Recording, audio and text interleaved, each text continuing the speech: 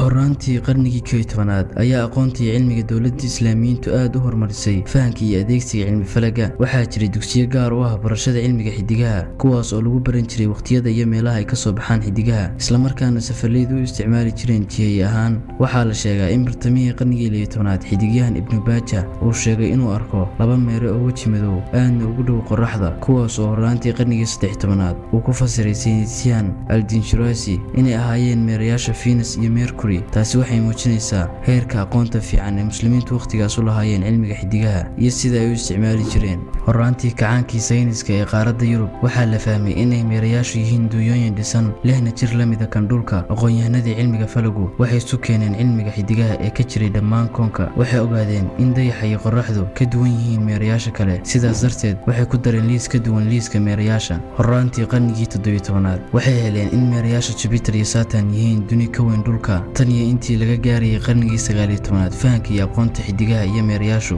way isu soo tarayeen. qarnigii 19aad dhexdiisa xidigyahanadu waxay ogaadeen in duunyooyinka yaryar sida Ceres, Pallas iyo Vesta aanay ahayn meere, laakiin ay yihiin duni yar. sidaas darteed waxaa lagu magacaabay Asteroids. sanadkii 1846 waxaa la helay meeraha Neptune, kaasi oo lagu daray liiska meerayaasha. si kastaba ha ahaatee, horaantii qarnigii 20aad waxaa la helay dunida yar ee Pluto, taasi oo waqtigaas la aaminsanaa inay ka xadmi weyn tahay dhulka, waxaana si dhaqso ah loogu aqoonsaday meeraha 9aad.